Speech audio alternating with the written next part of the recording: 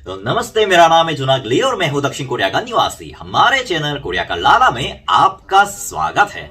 तो दोस्तों, वीडियो शुरू करने से पहले मैं आप लोगों को सॉरी बोलना चाहता हूं, जस्ट बिकॉज कॉलेज वालों की तरफ से दिए जाने वाले असीम काम की वजह से मैं पिछले कुछ दिन से आगे की तरह रेगुलर वीडियो पोस्ट नहीं कर पा रहा हूं। आप लोग तो समझ ही सकते हो कि हमारे जैसे कॉलेज वालों की जिंदगी ऐसी होती है कि एक काम खत्म करो तो दूसरा काम शुरू हो जाता है, और दूसरा काम भी खत्म करो तो उसके पीछे तीसरा काम हंसते हुए हमारा इंतजार कर रहा होता है। क्या कर सकता हूँ। खैर, जो भी हो, यूट्यूब पर वीडियो बनाते बनाते मुझे हर बार ये बात महसूस होती है कि भारत और कोरिया, इन दोनों देशों की संस्कृति में, सही बता रहा हूँ, कितना बड़ा अंतर है। तो आज के इस वीडियो में मैं कुछ ऐसी एक चीज की बात करने जा रहा हूँ जिसके बारे में कोरिया में रुचि रखने वाले तमाम लोगों को जानने की सख्त जरूरत है, क्योंकि ये चीज भारत में अच्छी और संस्कारी मानी जाती है, लेकिन कोरिया के समाज में ये एक नंबर की बदतमीज हरकत मानी जाती है। तो आओ यार, शुरू करते हैं बिना किसी देरी के।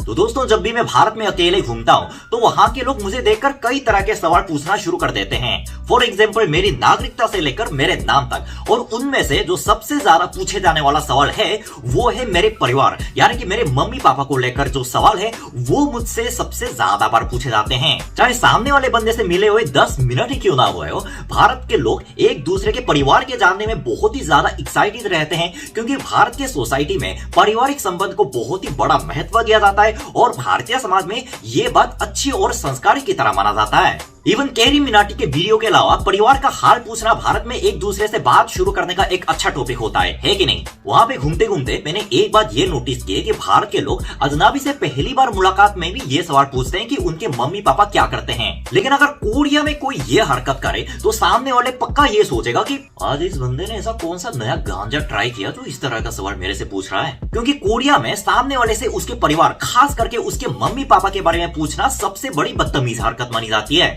मैं इसका एक एग्जाम्पल बताता हूँ। मेरे बचपन के 3 ऐसे दोस्त हैं जिनके साथ मैं हमेशा घूमता हूँ। हम लोगों ने 6 साल तक एक ही स्कूल में पढ़ाई की है और अभी भी हर हफ्ते 2 या 3 बार उनसे तो मिलना होता ही है। लेकिन अभी तक हम लोगों में से किसी को एक दूसरे के मम्मी पापा के बारे में कुछ पता ही नहीं। इवन अभी तक, मेरा मतलब 7 साल की हमारी दोस्ती में किसी ने एक दूसरे से ये नहीं पूछा कि तुम्हारे मम्मी पापा क्या करते हैं। लेकिन ऐसा क्यों?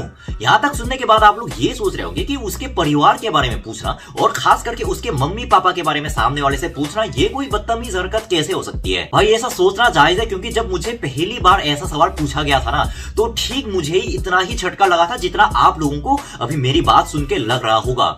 वैसे इस बात के भी पीछे एक नहीं बहुत सारे रीजन है, जिसके बारे में जानने के लिए आपको फिर से एक बार हमारे देश के समाज के अंदर झांकना पड़ेगा। एक समय हमारे देश कोरिया में भी एक दूसरे के परिवार और उसके मम्मी पापा के बारे में पूछना आम बात हुआ करती थी। खासकर टीचर लोग या उम्र में बड़े लोग अपने से छोटे उम्र वालों को या फिर अपने स्टूडेंट को ये सवाल बड़े पूछते थे कि बेटा तुम्हारा बाप क्या करता है। वैसे पूछने के रीजन तो कई हो सकते हैं, या तो सच्ची में उनको परिवार के बारे में जानने की क्यूरियसिटी हो, या फिर उसे ये जज करना हो कि मैं अमीर घर से बिलोंग करता हूँ या नहीं। लेकिन कोरिया में यह सवाल ज्यादातर सामने वाले के आर्थिक स्थिति को जानने के लिए पूछा जाता था, और तब हमारे समाज का माहौल भी ऐसा था कि बड़ों के सवाल को जवाब देने से हम इनकार भी नहीं कर सकते थे। इसलिए हमसे जो भी सवाल पूछा जाए हमको मजबूरी में उसका जवाब देना पड़ता था, चाहे उस सवाल के जवाब देने की इच्छा हमें 0% ही क्यों ना हो। लेकिन जैसे जैसे जमाना बदलता गया वैसे वैसे लोगों की सोच भी बदलती गई। 30-40 साल पहले तक हमारे देश का भी माहौल ऐसा होता था कि मेरे परिवार, खास करके समाज में मेरे बाप के नौकरी या फिर उनके पोजीशन के अनुसार समाज में मेरी औकात डिसाइड होती थी। लेकिन सन 2000 के बाद हमारे देश के लोगों के दिमाग में यह ख्याल आने लगा कि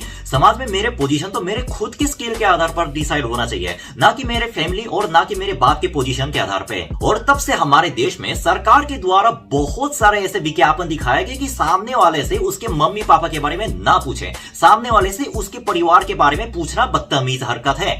और अगर आपको सामने वाले के बारे में कुछ डिसाइड करना हो तो उसके खुद के स्किल के आधार पर करें, ना कि उसके परिवार को देखकर। और सरकार का ये विज्ञापन प्रोजेक्ट तो इतना ज्यादा सक्सेस हुआ कि 10 साल में हमारे पूरे देश के लोगों की सोच ही एकदम बदल गई। पहले जॉब इंटरव्यू में ये सवाल बड़ा पूछते थे कि तुम्हारे बाप क्या करते हैं, लेकिन आजकल अगर जॉब इंटरव्यू में कोई ऐसा सवाल पहल दे तो उस कंपनी के खिलाफ कानूनी एक्शन जरूर लिया जाता है। यानी पिछले 20 साल में हमारे लोगों के दिमाग में ये ख्याल बिठाया गया कि सामने वाले के उसके परिवार, खास करके उसके मम्मी पापा के बारे में पूछना गलत बात है। इसलिए कोरिया के लोग जब एक दूसरे से मिलते हैं तो सामने वाले से चाहे किसी भी टॉपिक पर बात करें, लेकिन इन 2 टॉपिक पर कतई बात नहीं होती। एक है उसकी सैलरी और दूसरी है उसके परिवार। क्योंकि क्या पता कि सामने वाले के दोनों मम्मी पापा सही सलामत है भी या नहीं, और ये भी हो सकता है कि उनके मम्मी पापा का फाइनेंशियल स्टेटस इतना भी अच्छा ना हो। ऐसी हालात में परिवार के बारे में सवाल पूछने से सामने वाला उतना बुरा मान जाएगा जितना कैरी मिनाटी के वीडियो देखते समय नेट खत्म होने पर लगता है। एक तो ये सोचते हुए कोरिया में सामने वाले से उसके परिवार के बारे में सवाल बिल्कुल नहीं पूछ सकते,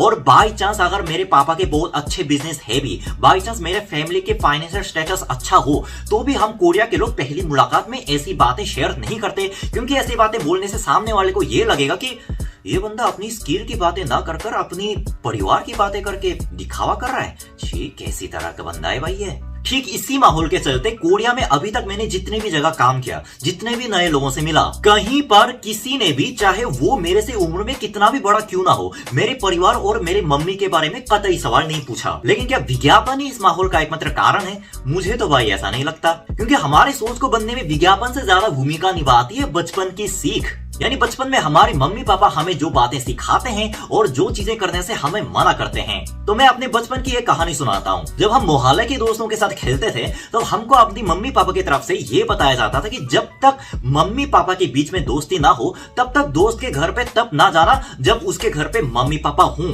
ये बात भारत से बिल्कुल अलग है, क्योंकि भारत में मैंने देखा है कि वहाँ के मम्मी पापा ही खुद अपने बेटे के दोस्तों को अपने घर पे इनवाइट करके खाना खिलाते हैं, है कि नहीं? ऐसा समझो, हम कोरिया के लोगों को बचपन से ये बात सिखाई जाती है कि किसी बंदे से दोस्ती को उसी बंदे तक ही सीमित रखनी चाहिए, ना कि उसके मम्मी पापा तक और ना कि उसके परिवार तक। और जैसे जैसे हम बड़े होते जाते हैं, कुछ बातें हमें बिना सिखाए भी खुद से पता चल जाती है कि इस समाज में क्या करना चाहिए और क्या करना अच्छा नहीं माना जाता है। कोरिया के बच्चे जब मिडिल स्कूल या हाई स्कूल में प्रवेश करते हैं तब तक ज्यादातर बच्चे खुद ही समझ जाते हैं कि सामने वाले के परिवार की स्थिति मेरे परिवार के जैसे नहीं भी हो सकती है। इसलिए किसी भी अजनबी से उसके मम्मी पापा के बारे में पूछने से बुरा लग सकता है। और टीवी पे हमारे सरकार द्वारा चलाए जाने वाले विज्ञापन भी देखते हैं, वो भी अलग से। इसलिए कोरिया में सामने वाले बंदे से चाहे किसी भी तरह का सवाल पूछ लो, उसके परिवार और उसके मम्मी पापा के बारे में तब तक सवाल नहीं पूछा जाता जब तक सामने वाले खुद ना बोले। कोरिया में सामने वाले के मम्मी पापा के बारे में तभी पूछ सकते हैं जब उन दोनों की शादी पक्की हुई हो। तो बस यार, आज के वीडियो में इतना है। उम्मीद है आप लोगों को इस वीडियो की वजह से हमेशा की तरह कोरिया के बारे में कुछ इंफॉर्मेशन मिल गया होगा।